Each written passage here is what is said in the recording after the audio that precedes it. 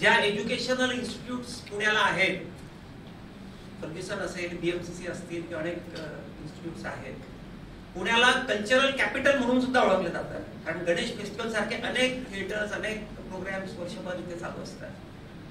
Infosys, Wipro, TCS यांनी पुण्याला IT हबची ओळख करून दिली. जी आगळी वेगळी ओळख आहे. Pune is also known as a city of intellectuals. आणि हे का ओळखलं जातं? त्याच्याकरता जे काही 2-3 व्यक्तिमत्व आहेत, त्याच्यापैकी आज डॉक्टर रघुनाथजी माशेलकर आपल्या इथे उपस्थित आहेत. हे मी माहेश्वरी विद्याप्रचारक मंडळाचं भाग्य समजतो की त्यांचे गुरु शर्माजी मागच्या वर्षी इथे आले. म्हणजे किंबहुना मी असं सांगेल की माशेलकरजींनी इथे यावं म्हणून अगोदर आम्हाला त्यांच्या गुरूंना बोलवावं लागलं. त्यांनी विचार केला आपले गुरु जर इथे गेले त्या संस्थेत तर चला आपण जाऊया. आणि नंतर नितीनजींनी प्रयत्न केला आणि ते इथे आले. आणि तर पुण्याला सिंपल व्यक्तिमत्व, दोघं डॉक्टर आहेत. डॉक्टरांच्या शेजारी स्टेजवर बसायचं म्हणजे थोडस, दोघं डॉक्टर आहेत, मेडिकल डॉक्टर नाही आहेत, they are the PhD doctors दोघं जण. परंतु नितीन न्याती, ज्याचं नाव आज रिअल इस्टेट मध्ये एक्सलन्स करता घेतलं जातं. आणि मला खूप आनंद वाटतो की नितीन न्यातीची जी सुरुवात झाली, एमबीपीएम मध्ये त्याचे आई वडील कार्यरत होते आणि एमबीपीएम सीओईपी मधून नितीन न्याती पासआउट झाल्यानंतर विमला भाभींनी भाऊंच्या थ्रू रामकुमारजींच्या राठींच्या ऑफिसमध्ये नितीनला सुरुवातीच्या पिरियड करता रिक्वेस्ट केली. आणि नितीनची सुरुवात पुढे मागे सुद्धा एमबीपीएमचा खारीचा वाटा आहे, याचं मला समाधान वाटतं. आज माहेश्वरी विद्याप्रचारक मंडळ 100 वर्षाच्या उंबरठ्यावर उभे. आम्ही 100 वर्ष पूर्ण करणार आहोत. आणि ह्या 100 वर्षाच्या कगारावर ज्यावेळी आपण उभे आहोत, त्यावेळेला एमबीपीएमच्या हेड ऑफिसला ज्ञाती ज्ञान मंदिर हे नाव आम्हाला जे मिळालेलं आहे, मला वाटतं खूपच अभिमानाची गोष्ट आपल्या सगळ्यांकरता आहे. मी सरांशी आता बोलत होतो, सर ज्यावेळी 11 वाजता हेड ऑफिसला आलेत त्यावेळी त्यांना मंदिर हे नाव खूप आवडलं. ज्यावेळी हे डोनेशन नितीनजींनी 2-2.5 वर्षापूर्वीच आमचं बोलणं झालं होतं, त्यावेळी नितीन म्हटले ठीक आहे आपण इथे करूया. नंतर काही काळ गेला, आम्ही कंटिन्युअस त्यांना फॉलोअप करत होतो की आपल्याला कधी करायचं, काय नाव द्यायचं. त्यावेळी सुरुवातीला वाटलं होतं की नितीन एखाद्या वेळी रिअल इस्टेट मधून आहे, त्यामुळे न्याती टॉवर किंवा न्याती एम्पोरिया किंवा न्याती युनिट्री असलं काही नाव आपल्याला देईल. परंतु मी खरोखर अप्रिशिएट करतो नितीनजी आपल्याला की ज्ञाती ज्ञान मंदिर हे नाव सुद्धा ज्ञाती फॅमिलीकडून आलेलं आहे. विद्याप्रचारकामध्ये आता सरांनी जे सांगितलं आम्हाला आता आमच्या केबिन मध्ये की मंदिरची जी कन्सेप्ट आहे, सरस्वतीचं मंदिर आहे. आणि या सरस्वतीच्या मंदिरामध्ये अनेक साधक, अनेक स्टुडंट, अनेक पॅरेंट, अनेक कार्यकर्ते येत असतात आणि आपली आपली आहुती देत असतात. नानदाते सुद्धा येत असतात, आपली आपली आहुती देत असतात. आणि त्याचप्रमाणे ज्ञाती ज्ञान मंदिर जे आहे ते मला नक्की विश्वास आहे की येणाऱ्या पुढच्या काही कालावधीत माहेश्वरी विद्याप्रचारक मंडळाची जी एक ओळख आहे ती डेफिनेटली एक नॉलेज बेस्ड सोसायटी,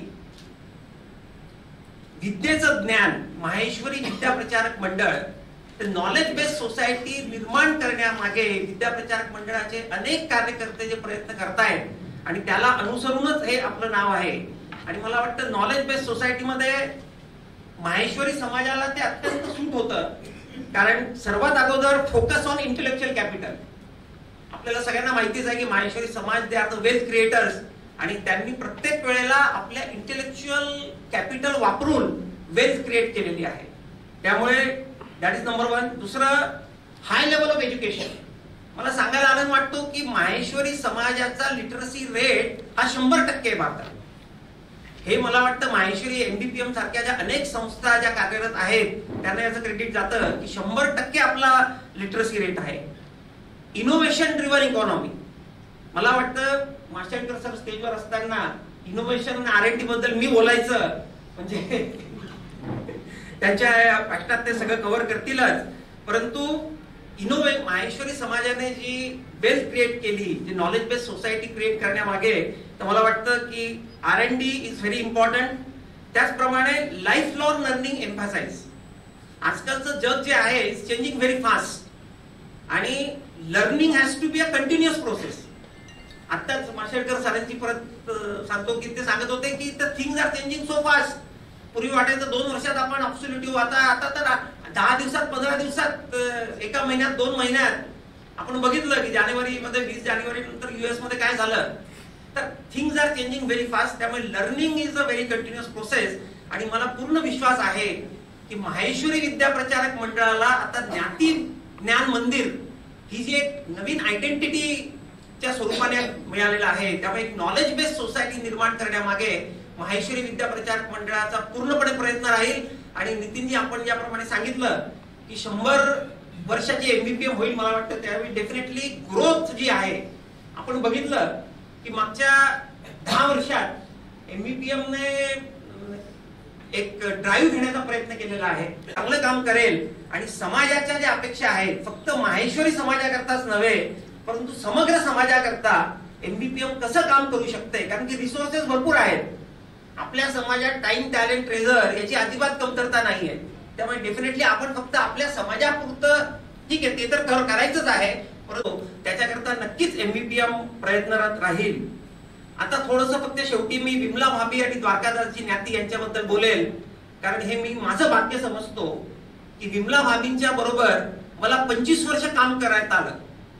1970 मध्ये विमला भाभी राय बहादूर हनुमंतराव राठी RBIच्या राठी जी विद्या प्रचारक मंडळाची पहिली ऍक्टिव्हिटी होती त्या ठिकाणी लोकल मॅनेजमेंट कमिटीमध्ये ते आल्या. आणि तेव्हापासून त्यांचा MBPMच्या बरोबरचा प्रवास सुरू झाला. आणि नंतर त्यांनी मागे वळून बघितलंच नाही. त्या प्रबंधकांनी सदस्य झाल्यात. माझ्या बरोबर त्यांनी सेक्रेटरी म्हणून सुद्धा काम केलं. संस्थेच्या सेक्रेटरी, संस्थेच्या ट्रस्टी सुद्धा त्या झाल्या.